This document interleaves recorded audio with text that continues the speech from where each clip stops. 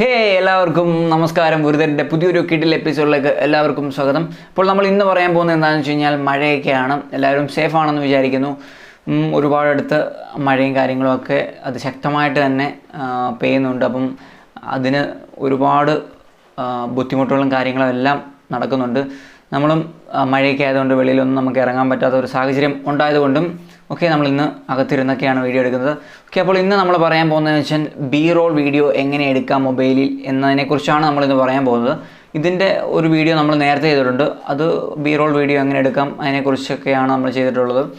നമ്മൾ നല്ല രീതിയിലൊന്നും നമുക്ക് വീഡിയോ എടുക്കാനോ കാര്യങ്ങളൊന്നും പറ്റത്തില്ലായിരുന്നു. ഓക്കെ, അപ്പോൾ ഇന്ന് നമ്മൾ പറയാൻ പോകുന്നത് ബി റോൾ വീഡിയോ ആണ്. പക്ഷേ അത് നമ്മുടെ മാക്രോ ലെൻസ് ഉപയോഗിച്ച് എങ്ങനെയാണ് ബി റോൾ വീഡിയോ അടിപൊളിയാക്കാം, ഒരു നല്ല ഒരു പ്രൊഫഷണൽ ക്യാമറയൊക്കെ യൂസ് ചെയ്ത് എടുക്കുന്ന ഒരു ഫീല് നമുക്ക് ഈ ഒരു മാക്രോ ലെൻസ് ഉണ്ടെങ്കിൽ മാത്രം കിട്ടും.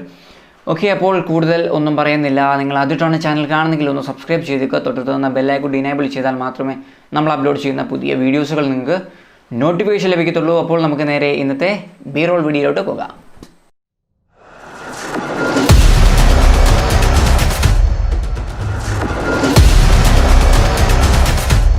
അപ്പോൾ ഇന്ന് നമ്മൾ വീഡിയോ എടുക്കാൻ പോകുന്ന ലെൻസ് ഞാൻ കാണിച്ചു തരാം. നമ്മൾ ഇതിനു മുമ്പ് ഇതിനകത്ത് ഫോട്ടോസും കാര്യങ്ങളൊക്കെ നിങ്ങളെ പരിചയപ്പെടുത്തിയിട്ടുണ്ടായിരുന്നു. ഇത് സ്കൈവിക്കിൻ്റെ ഒരു ലെൻസാണ് നമ്മളിന്ന് ചെയ്യാൻ പോകുന്നത്. എൻ്റെ ലാപ്പടിക്ക് ഒരു ലെൻസേ ഉള്ളൂ. ഓക്കെ, അപ്പോൾ ഇത് ഏകദേശം 1000 രൂപ അടുപ്പിച്ച് വരുന്നതാണ്. ഓക്കെ, ഇത് നിങ്ങൾക്ക് വേണമെങ്കിൽ താഴെ ഞാൻ ലിങ്ക് ഡിസ്ക്രിപ്ഷനിൽ കൊടുത്തേക്കാം, നിങ്ങൾക്ക് പർച്ചേസ് ചെയ്യാവുന്നതാണ്. ഓക്കെ, ആദ്യമേ അപ്പം ഏത് ലെൻസാണെങ്കിലും ഫോണാണെങ്കിലും ആദ്യമേ നമ്മൾ ഇത് എടുക്കുന്ന സമയത്ത് ജസ്റ്റ് ഇതൊന്ന് ക്ലീൻ ചെയ്യാൻ നിങ്ങൾ മറക്കരുത്. ഓക്കെ, ഇത് നിങ്ങൾക്കിപ്പോൾ ഒരു പ്രൊട്ടക്ഷനൊക്കെ വെച്ച് കവർ ചെയ്യുന്നതാണെങ്കിൽ പോലും ഇത് എടുക്കുന്ന സമയത്ത് എന്തായാലും ഇതിനകത്ത് ഡസ്റ്റൊക്കെ കാണാൻ വഴിയുണ്ട്. ഓക്കെ, അപ്പോൾ നിങ്ങൾ ജസ്റ്റ് ഒരു ക്ലോത്ത് വെച്ച് ഒന്ന് ക്ലീൻ ചെയ്യുക. ഓക്കെ, ഇത് ഇങ്ങനെ നിങ്ങൾക്ക് റിമൂവ് ചെയ്യാം. റിമൂവ് ചെയ്തിട്ട് വേണം, കണ്ടോ ഇവിടെയൊക്കെ ഡസ്റ്റ് ഇരിപ്പുണ്ട്. ഓക്കെ ഓക്കെ അപ്പം നിങ്ങൾ ഇത് ചെയ്യുന്ന സമയത്ത് ജസ്റ്റ് ഒന്ന് ക്ലീൻ ചെയ്തിട്ട് മാത്രം ഉപയോഗിക്കുക. ഇതാണ് ഫസ്റ്റിലെ നമുക്ക് ചെയ്യാനുള്ളത്. ഞാൻ ഏത് ബേസിക്കായിട്ടൊരു ഫോട്ടോഗ്രാഫിയുടെ കാര്യങ്ങൾ പറയുമ്പോൾ തന്നെയാണെങ്കിൽ പറയുന്നതെന്ന് വെച്ച് കഴിഞ്ഞാൽ ആദ്യം നമ്മൾ ക്ലീൻ ദ ലെൻസ്, അതാണ് നമുക്ക് ഏറ്റവും കൂടുതൽ വേണ്ടത്. ഓക്കെ, അപ്പം ഇത് നമ്മളിപ്പം ഫോണിൽ കണക്ട് ചെയ്യുമ്പോൾ ഫോണിൻ്റെ ലെൻസ് നമ്മൾ ആദ്യമേ ക്ലീൻ ചെയ്യണം. അതിനുശേഷം നമ്മുടെ ലെൻസും ക്ലീൻ ചെയ്യുക. ഓക്കെ, അതാണ് ഫസ്റ്റ്. ഓക്കെ, അപ്പോൾ നമ്മൾ ഫോണിലൊക്കെ കണക്ട് ചെയ്തെന്ന് വിചാരിക്കുക. കണക്ട് ചെയ്ത് നമ്മൾ ഇനിയും ചൂസ് ചെയ്യേണ്ടതെന്ന് വെച്ച് കഴിഞ്ഞാൽ നമ്മുടെ സബ്ജക്റ്റ് എന്താണെന്ന് ചൂസ് ചെയ്യണം. ഓക്കെ, ഇതിൻ്റെ പ്രത്യേകത എന്താണെന്ന് ഞാൻ പറയാതെ തന്നെ നിങ്ങൾക്കറിയാം.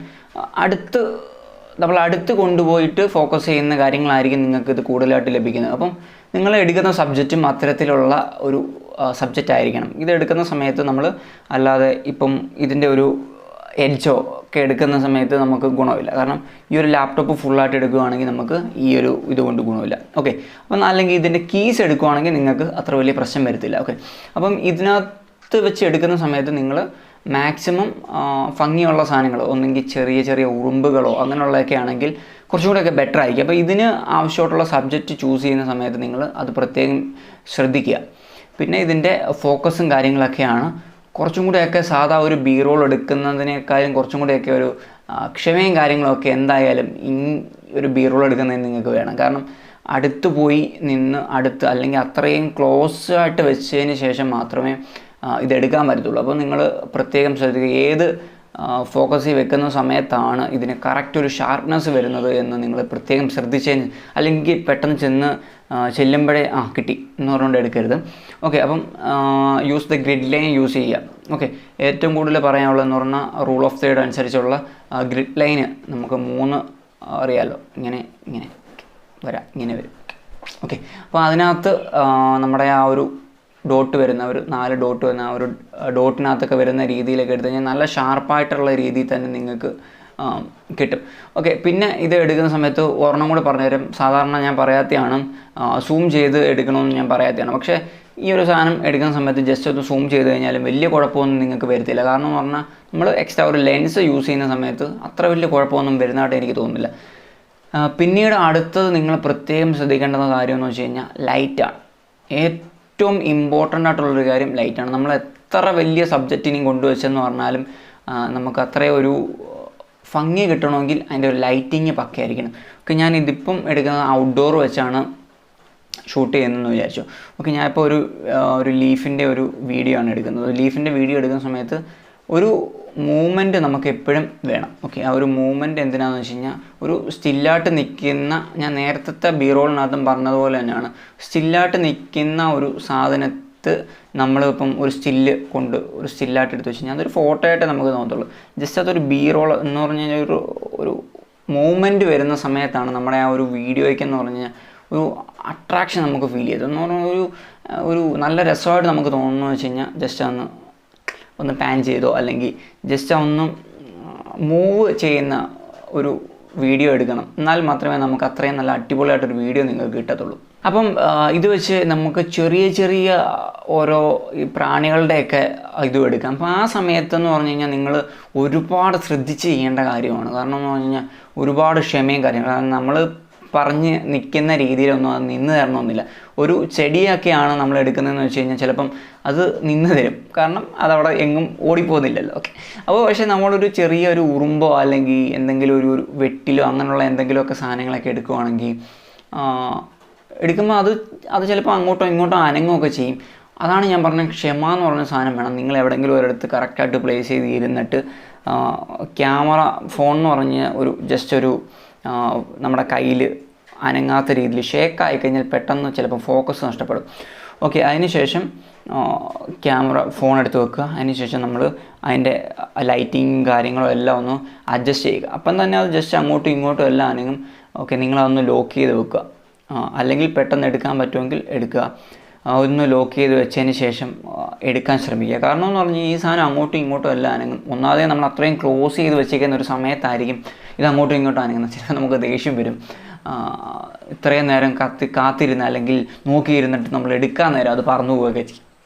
അതാണ് ഞാൻ പറഞ്ഞത്, ക്ഷമയും കാര്യങ്ങളൊക്കെ ഉണ്ടായാലേ സാധാ ബി-റോളിൽ നിന്നും ഇങ്ങനൊരു ബി-റോൾ എടുക്കുന്ന സമയത്ത് നിങ്ങൾക്ക് നല്ല രീതിയിൽ എടുക്കാൻ പറ്റത്തുള്ളൂ. ഓക്കെ, അപ്പം അതാണ് ഈ ജീവികളുടെയൊക്കെ എടുക്കുന്ന സമയത്ത് വരുന്നൊരു പ്രശ്നം എന്ന് പറഞ്ഞത്.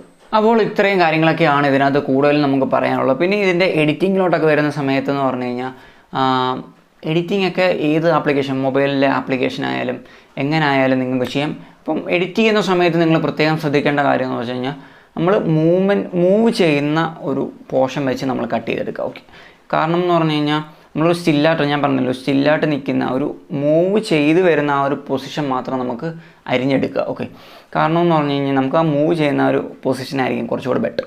എന്നിട്ട് വേണമെങ്കിൽ ഇച്ചിരി കൂടി സ്ലോ ചെയ്ത് കൊടുത്താൽ ഇച്ചിരി കൂടി ബെറ്റർ ആയിട്ട് നമുക്ക് എടുക്കും.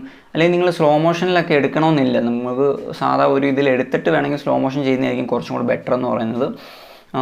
ഓക്കെ, അതായിരിക്കും കുറച്ചുകൂടെ ബെറ്റർ. പിന്നെ സിമിലറായിട്ട് വരുന്ന ക്ലിപ്പുകളൊന്നും ഒരുമിച്ച് ആഡ് ചെയ്യാതിരിക്കുക. ഓക്കെ, ഇപ്പം അതെന്ന് പറഞ്ഞു കഴിഞ്ഞാൽ ഇപ്പം ഞാൻ ഒരേ ആംഗിളിലുള്ള പോസ് തന്നെ ആഡ് ചെയ്യാതിരിക്കുക. അതിന് പകരം ഡിഫറെൻ്റ് ആയിട്ടുള്ള വേറെ എന്തെങ്കിലും ആഡ് ചെയ്യുക. പിന്നെ ലീഫൊക്കെ ഉണ്ടെങ്കിൽ ലീഫിനകത്തു നിന്നൊക്കെ വരുന്ന രീതിയിലൊക്കെ എടുക്കുന്ന സമയത്ത് കുറച്ചും കൂടെയൊക്കെ ബെറ്റർ ആയിരിക്കും. ബാക്ക്ഗ്രൗണ്ട് എന്നൊക്കെ പറഞ്ഞാൽ പക്ക ബ്ലറായിരിക്കും. അതുകൊണ്ട് തന്നെ നിങ്ങൾക്ക് ഒരു എന്താ പറയുക, ഇതിൻ്റെയൊക്കെ ഔട്ടെന്ന് പറഞ്ഞു കഴിഞ്ഞാൽ പക്ക ഔട്ടായിരിക്കും. കാരണം നല്ല സൂപ്പറായിരിക്കും ഔട്ടും കാര്യങ്ങളൊക്കെ. നിങ്ങൾക്ക് തന്നെ എടുത്തു കഴിഞ്ഞിട്ട് ലാസ്റ്റിലായിരിക്കും നിങ്ങൾ, എൻ്റെ നേരത്തെ ഒരു മാക്രോ വീഡിയോയ്ക്കകത്ത് എനിക്ക് തോന്നുന്നു ഞാൻ ഇതിൻ്റെയൊക്കെ ഒരു വീഡിയോ കൊടുത്തിട്ടുണ്ട്. അപ്പം അതെല്ലാം ജസ്റ്റ് ഒന്ന് ഞാൻ അവസാനം കൊടുത്തേക്കാം. അപ്പോൾ ഇത്രയൊക്കെ പറയാനാണ്. നിങ്ങൾക്ക് ഇതൊരു ഇഷ്ടമാവുമെന്ന് വിചാരിക്കുന്നു. ഒരു ബി-റോൾ എന്നൊക്കെ പറയുമ്പോൾ സാധാ ഒരു ഫോൺ വെച്ച് നമുക്ക് എടുക്കാൻ പറ്റും. ഓക്കെ, അതിലുപരി നമുക്കിപ്പോൾ ഒരു ലെൻസ് ഉപയോഗിച്ച് എടുക്കണമെങ്കിൽ ഇത്രയും കാര്യങ്ങളൊക്കെ ഒന്ന് ശ്രദ്ധിക്കുക. ഓക്കെ, ലൈറ്റിങ്, ഓക്കെ, ഫോക്കസ് ആണ് ഏറ്റവും പ്രാധാന്യം. ലൈറ്റിങ്, ഫോക്കസ്, സബ്ജക്റ്റ്, ഒക്കെ നമ്മളെടുക്കുന്ന സബ്ജക്റ്റ് ഏറ്റവും പ്രാധാന്യമാണ്. ഓക്കെ, അത്രയൊക്കെ കാര്യങ്ങളാണ് ഇതിനകത്ത് ഏറ്റവും കൂടുതൽ പറയാനുള്ളത്. ഏറ്റവും കൂടുതൽ ശ്രദ്ധിക്കേണ്ട കാര്യം എന്ന് പറഞ്ഞു കഴിഞ്ഞാൽ, ഈ ഒരു കാര്യത്തിൽ ഏറ്റവും കൂടുതൽ ശ്രദ്ധിക്കേണ്ട കാര്യം എന്ന് പറഞ്ഞു കഴിഞ്ഞാൽ ഫോക്കസ് ആയിരിക്കണം. ഫോക്കസും ലൈറ്റിങ്ങും ആയിരിക്കണം പ്രത്യേകം ശ്രദ്ധിക്കേണ്ടത്. ഓക്കെ, അപ്പോൾ നിങ്ങൾക്ക് മെച്ചപ്പെട്ട ഒരു വീഡിയോ എടുക്കാൻ നിങ്ങൾക്ക് സാധിക്കും. എന്തായാലും ട്രൈ ചെയ്തുകൊണ്ടിരിക്കുക. ഓക്കെ, ട്രൈ ചെയ്തുകൊണ്ടിരുന്നാൽ നിങ്ങൾക്ക് മുന്നേറാൻ സാധിക്കും എന്നുള്ള കാര്യത്തിൽ ഒരു സംശയവും വേണ്ട. ഓക്കെ, ആദ്യമേയൊക്കെ ഞാനും ഇതെടുത്ത സമയത്ത് കുറച്ച് കഷ്ടപ്പെട്ടതാണ്. സാധാ പെട്ടെന്നൊന്നും നിങ്ങൾക്കിത് പഠിക്കാൻ പറ്റുമെന്ന് എനിക്ക് തോന്നുന്നില്ല. ചെയ്യാൻ പറ്റുമായിരിക്കും, അല്ലെങ്കിൽ അത്രയും ക്ഷമയും കാര്യങ്ങളുള്ളവർക്കൊക്കെ. അപ്പോൾ നിങ്ങൾക്ക് ഈ ഒരു വീഡിയോ ഇന്നല്ലെങ്കിൽ നാളെ നിങ്ങൾക്ക് ഉപകാരപ്പെടുമെന്ന് വിചാരിക്കുന്നു. അതുകൊണ്ട് തന്നെയാണ് ഈ ഒരു വീഡിയോ ചെയ്തത്. അപ്പോൾ അടുത്തൊരു കിടിലൻ വീഡിയോ ആയിട്ട് നമ്മൾ വരുന്നതായിരിക്കും. അതുവരെ എല്ലാവർക്കും ബൈ.